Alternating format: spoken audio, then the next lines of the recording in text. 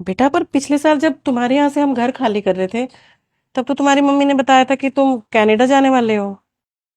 जी aunty, जा तो रहा था, पर किस्मत में कुछ और ही लिखा था। एक रोड एक्सीडेंट में पापा को बहुत गंभीर चोट लगी थी, ब्रेन इंजरी थी।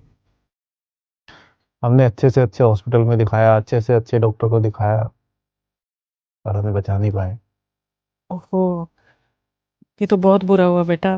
पर तुम लोगों ने हमें तो कुछ बताया ही नहीं कि कब हुआ, कैसे हो गया ये। ऐसे में आंटी कहाँ ही बताया जाता, हम अपने आप को ही संभाल ले, वही बहुत होता है। आ, पर बेटा तुम तो कनाडा जा सकते थे ना, फिर तुम ये ग्रोसरी स्टोर क्यों चला रहे हो? आंटी, जो भी पैसा था पापा के इलाज में लग गया, और यहाँ तक कि हमने अपना घर भी बेच दिया था। अब हम किराए के घर में रह रहे हैं, और ऊपर से मैं चला भी जाता तो मम्मी का कौन ख्याल रखता, अकेली रह जाती।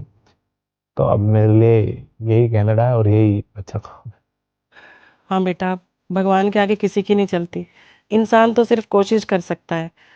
बस तुम हिम्मत रखना, मम्मी का ध्यान रखना, उनको भी हिम्मत देना। धीरे धीरे सब ठीक हो जाएगा। जी आंटी। अच्छा, ठीक है, मैं चलती हूँ। नमस्ते। नमस्ते।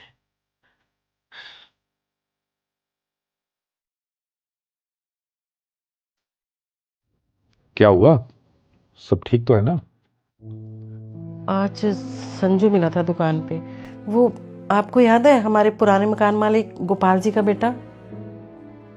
हाँ हाँ, वो लोग भी आए थे वहां पे।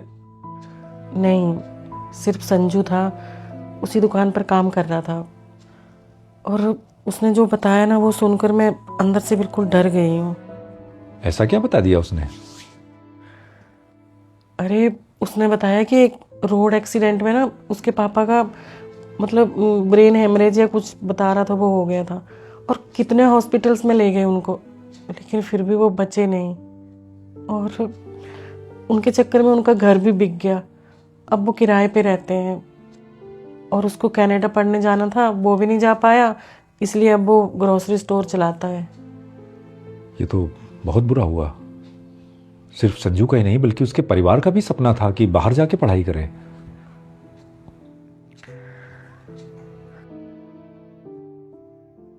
अरे, क्या हुआ? तुम ठीक तो हो ना? संजू की बात सुनकर एक अजीब सा डर बैठ गया है मन में, कि सब कुछ कभी भी टूट सकता है, खत्म हो सकता है।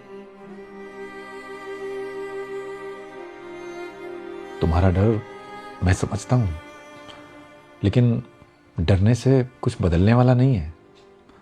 और सच तो यह है कि आज या कल मुझे भी तो जाना है। बस करिए आप, ऐसी बातें सुनकर ना मेरा दिल हिल जाता है। आपको पता है कि मैं आपके बिना नहीं रह सकती।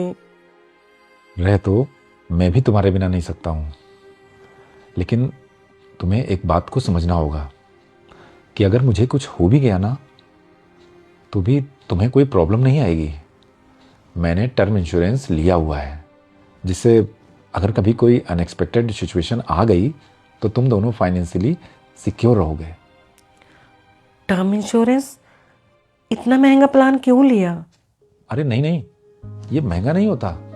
सिर्फ 400-500 रुपए महीने की प्रीमियम होती है, और कवरेज करोड़ों का होता है। सागर की पढ़ाई, घर का खर्चा सब संभल जाएगा। इसीलिए लिया मैंने, ताकि तुम दोनों की जिंदगी कभी रुके नहीं। आप ही हो हमारा सहारा।